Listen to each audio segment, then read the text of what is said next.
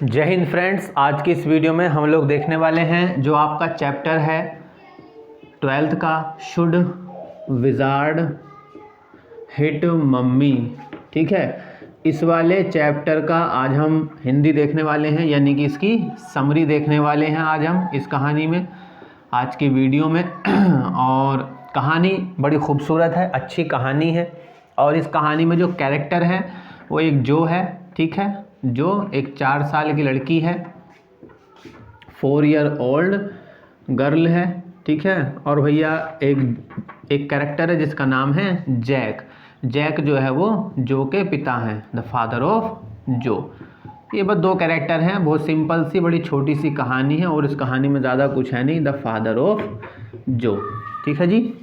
और एक कैरेक्टर है इसके अंदर स्कंक, SKUNK। स्कंक एक कैरेक्टर है जो एक, इसको बोल सकते हैं एक एनिमल है, एक जानवर है छोटा सा, उसके बारे में ये पूरी की पूरी कहानी है। कहानी क्या है? कहानी बड़ी सिंपल है। देखिए, जो 4 साल की एक लड़की है और जैक इसके पिताजी हैं। तो जो जब 2 साल की थी, जो जब 2 साल की थी तो जैक ने इसको कहानी सुनाना शुरू किया था, लगभग हर शाम को और सैटरडे को भी, ठीक है। तो हर शाम और सैटरडे को जैक जो है अपनी बेटी जो को शाम को सोने से पहले, यानी कि रात को सोने से पहले उसको कहानी सुनाता है।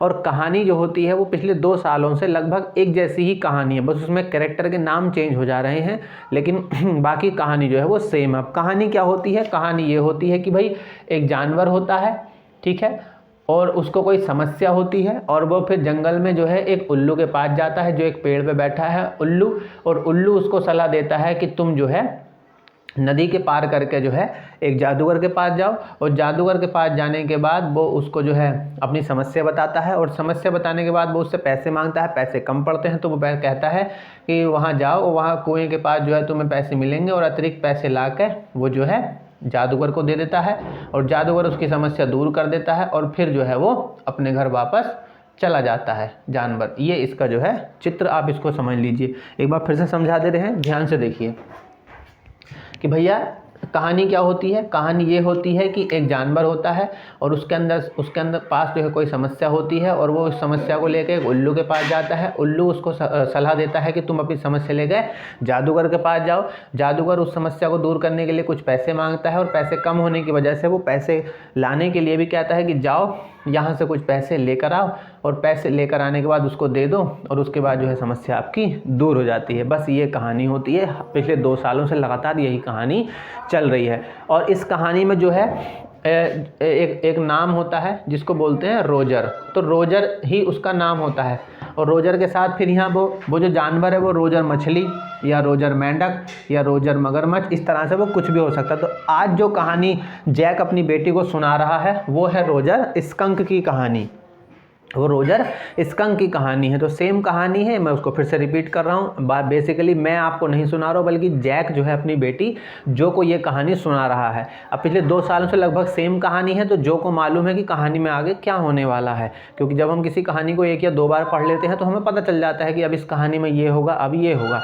तो जो तो पिछले 2 साल से सुन रही है सेम कहानी, तो उसको पहले से मालूम होता है, तो वो बीच बीच में जो है चीज़ें पूछती रहती है। तो कहानी वो जैक सुनाना शुरू करता है कि भैया रोजर स्कंक नाम का एक जानवर होता है जिसके अंदर से बहुत ज़्यादा गंदी बदबू आती है, जिसकी वजह से उसके आसपास के जंगल के जो दूसरे छोटे जानवर हैं वो उससे दूर भाग जाते हैं, और उसके साथ कोई भी खेलना पसंद नहीं करता है। वो अपने आप को अकेला महसूस करता है, और इसकी वजह से एक दिन वो परेशान होकर जो है बुद्धिमान उल्लू के पास जाता है। और बुद्धिमान उल्लू जो कि एक पेड़ के ऊपर बैठा होता है, वो उस जादूगर के बारे में बताता है कि भैया रोजर स्कंक, तुम जो है जादूगर के पास जाओ और उस जादूगर को जाकर अपनी समस्या बताओ, और वो जादूगर तुम्हारी समस्या दूर कर देगा।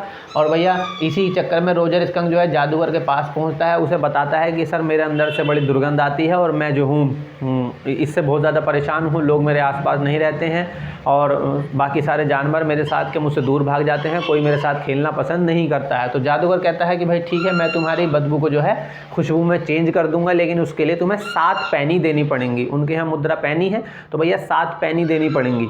तो वो कहता है कि मेरे पास तो 4 ही पैनी है। तो जादूगर कहता है कोई बात नहीं है, अब बाकी की जो 3 पैनी है उन्हें लेने के लिए तुम कुएं के पास जाओ, कुएं के 3 चक्कर काटना और तुमको 3 पैनी मिल जाएंगी। तो भैया रोजर स्कंक कुएं के पास जाता है, 3 चक्कर काटता है और पैनी लेकर जो है वापस आ जाता है। 4 उसके पास हैं, 3 उसको वहाँ से मिल जाती हैं, तो हो जाती हैं पूरी 7 पैनी। तो 7 पैनी ला के वो उसे दे देता है और उसके अंदर से जो है अब वो कहता है कि बताओ किस तरह की तुम्हारे अंदर से खुशबू आनी चाहिए। तो वो कहता है गुलाबों की खुशबू मेरे अंदर से आनी चाहिए। तो भैया जादूगर अपना छड़ी बड़ी घुमाता है और जो है उसके अंदर से जो है गुलाबों वाली खुशबू आनी शुरू हो जाती है। और रोजर स्कंक फिर इस खुशबू, अब देखिए कहानी जैक के अनुसार, जो के अनुसार कहानी यहाँ पे क्या हो गई है, ख़त्म हो गई है। तो जब कहानी ख़त्म हो गई है तो अब ये, लेकिन क्या होता है कि जैक उसको आगे की कहानी सुनाना चाहता है, क्योंकि आज वो कहानी में एक ट्विस्ट डालना चाहता है, एक नया मोड़ डालना चाहता है। लेकिन जो को लगा कि कहानी अब क्या हो गई है, ख़त्म हो गई है। इसी दरमियान क्या होता है कि जैक महसूस करता है, जैक जो है इस समय उनका 2 मंजिला है, 2 मंजिल का घर है। तो ऊपर वाले कमरे में जैक अपनी बेटी को ये कहानी सुना रहा है और बेटी के पास में जो है इसका छोटा बेटा जो 2 साल का है, जिसका नाम बॉबी है, वो भी पास में लेट कर सो गया है। और तभी उसको महसूस होता है जैक को कि नीचे जो है कमरे में कोई जो है सामान खिसका रहा है, लकड़ी की कुर्सी में जो है उनको खिसका रहा है।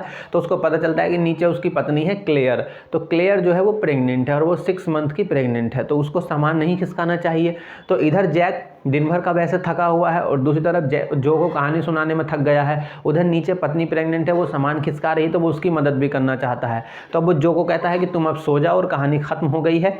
लेकिन जो है सोती नहीं है। तो फिर जैक उसको आगे कहानी और बताता है कि बाद में ये हुआ कि भैया रोजर स्कंक जब अपने घर गया और उसकी माँ को जब ये पता चला कि उसके अंदर से गुलाबों जैसी खुशबू आ रही है, तो उसकी माँ को बहुत बुरा लगा और वो जो है रोजर स्कंक को लेकर वापस जो है जादूगर के पास जाती है और उससे कहती है कि तुमने ऐसा क्या कर दिया। और वो जब अपने घर से आती है तो एक छाता भी लेकर आती है और छाता लाकर जो है जादूगर के सर पे मार देती है। जब जो ये बात सुनती है तो जो को बड़ा बुरा लगता है, क्योंकि जो एक छोटी बच्ची है 4 साल की, उसकी नज़र में क्या है, जादूगर मतलब जादू। तो उसके पास एक जादू की छड़ी होती है, अगर वो किसी के मारेगा तो पता भी नहीं चलेगा। तो जब माँ ने जादूगर के सर पर छाता मारा तो जादूगर को भी मम्मी को मारना चाहिए था, ऐसा जो का मानना है। तो इसीलिए चैप्टर का नाम रखा गया है शुड विजार्ड हिट मम्मी। क्या जादूगर को भी मारना चाहिए था मम्मी को, क्योंकि जब मम्मी ने उसके सर पे छाता मारा। तो ये जो सवाल पूछती है, लेकिन जैक जो है उसका कोई जवाब नहीं देता है, वो मना कर देता है कि ऐसा कुछ नहीं होता है। तो फिर तो भैया जादूगर क्या करता है, रोजर स्कंक को फिर से जो है उसी तरह की बदबू जो है दे देता है जो उसमें से पहले आती थी, और माँ उसको लेकर जो है वापस अपने घर चली जाती है। फिर वो उसको बहुत प्रेम करती है और जो है कहानी ख़त्म हो जाती है। तभी अब जो के दिमाग में क्या चल रहा है, जो के दिमाग में चल रहा है कि यार मम्मी को, जब मम्मी ने उसके सर पे छाता मारा जादूगर के, तो जादूगर को भी मम्मी को मारना चाहिए था। इस तरह से कहानी का अंत हो तो उसको नींद आएगी, नहीं तो वो आज कहानी को जो है बिना सुने ही सोगी नहीं। उधर जैक जो है परेशान हो रहा है कि वो नीचे अपनी बीवी की मदद करने के लिए जाए। तो वो सीढ़ियों से नीचे जाने की कोशिश करता है, तो जैक उसके पीछे पीछे आ जाती है। अब वो बेचारा बीच में फंस जाता है, उसकी मदद करने के लिए जाए या फिर जो है अपनी बेटी को सुलाए, और ऊपर से वो जो है थका हुआ भी महसूस है। सबसे मोस्ट क्वेश्चन उसका यही है इस चैप्टर का कि भैया जैक अपने आप को बीच की स्थिति में फंसा हुआ महसूस क्यों करता है। तो भैया जो है वो कहानी का अंत किसी दूसरी तरह से सुनना चाहती है, उधर जैक अपनी पत्नी की मदद करना चाहता है क्योंकि वो प्रेग्नेंट है, इसलिए वो बीच में अपने आप को फंसा हुआ महसूस करता है। तो कहानी बड़ी सिंपल थी कि भैया रोजर स्कंक नाम का एक प्राणी था, एक जीव था जिसमें से बुरी दुर्गंध आती थी। वो उल्लू के पास जाता है, उल्लू उसको जादूगर का पता देता है, वो जादूगर के पास अपनी समस्या बताता है। जादूगर उससे 7 पैनी मांगता है, मगर उसके पास 4 होती हैं। तो फिर वो 3 लाने के लिए कुएं के पास जाकर 3 चक्कर काट के वहाँ से 3 पैनी लाकर जादूगर को देता है। जादूगर उसकी समस्या दूर कर देता है और वो अपने घर जाता है। तो आसपास के बाकी सारे जानवर उसके साथ अब खेलना शुरू कर देते हैं। फिर जब शाम को अपने घर पहुंचता है तो माँ को ये बात बुरी लगती है। माँ उसको वापस जादूगर के पास लेके आती है, साथ में एक छाता भी लाती है और जादूगर के सर पर छाता मार देती है। और फिर उससे कहती है कि तुमने ये क्या कर दिया, वापस इसको वैसा बना दो। तो फिर से उसके अंदर से बुरी बदबू आती है, फिर वो वापस चला जाता है। फिर जो पूछती है कि फिर बाकी सारे जानवरों का क्या हुआ, तो जैक बताता है कि फिर धीरे धीरे सभी जानवरों को उसकी बदबू की आदत हो जाती है और सब उसके साथ खेलना शुरू कर देते हैं। माँ भी उसको प्रेम करती है और फिर कहानी ख़त्म हो जाती है। तो ये छोटी सी कहानी थी, इसमें कुछ ज़्यादा कहानी में है नहीं। इन्हीं में से आपसे क्वेश्चन पूछे जाएंगे। क्या क्या क्वेश्चन पूछे जाएंगे? क्वेश्चन पूछा जा सकता है कि भैया जो कौन है। तो भैया जो है वो 4 साल की लड़की है और जैक उसका पिता है और वो कहानी सुनना पसंद करती है। जैक उसको बार बार हर संडे या हर रोज़ जो है शाम को एक कहानी सुनाता है। जैक जो है वो जो का फादर है, जो दिन में ऑफिस में काम करता है, प्राइवेट नौकरी करता है। उसकी एक पत्नी है जिसका नाम है क्लेयर और 2 बच्चे हैं, और एक 4 साल की बेटी जो है और 2 साल का बेटा जो बॉबी है, और पत्नी जो है वो 6 मंथ की उसकी अभी भी प्रेग्नेंट है। इसका अंक कौन है? तो भैया इसके अंदर एक पीड़ित या कह सकते हैं कि एक बदबूदार जानवर है जिसके अंदर से बदबू आती है, और वो अपनी समस्या लेकर उल्लू के पास जाता है। उल्लू उसे जादूगर के पास भेजता है, जादूगर उसे पैनी लाने के लिए भेजता है, फिर वो आता है, फिर उल्लू उसकी समस्या को दूर कर देता है। फिर हमसे पूछा जा सकता है कि भाई उल्लू जो है वो क्या करता है? तो उल्लू जो है रोजर स्कंक को क्या कहता है? सलाह देता है कि भैया तुम जो है उल्लू के पास चले जाओ, जादूगर के पास चले जाओ। जादूगर क्या करता है? जादूगर उसकी समस्या को दूर कर देता है और उसके अंदर से अच्छी खुशबू आने लगती है। फिर कहते हैं, पूछा जा सकता है कि मम्मी उसको वापस जादूगर के पास क्यों लेके जाती है? क्योंकि मम्मी को जादूगर की ने जो हरकत करी थी वो पसंद नहीं आती है। वो चाहती है कि उसके बेटे के अंदर से जैसी बदबू आनी चाहिए, जैसा उसकी नेचुरल स्वभाव है वैसा ही उसके अंदर से बदबू आनी चाहिए। तो जिसकी वजह से वो उल्लू के पास जो है अपने बेटे को उल्लू के पास कह रहा हूँ, जादूगर के पास जो अपने बेटे को लेके पहुँचती है और उससे कहती है कि तुम इसको फिर से वैसा ही कर दो जैसा ये था।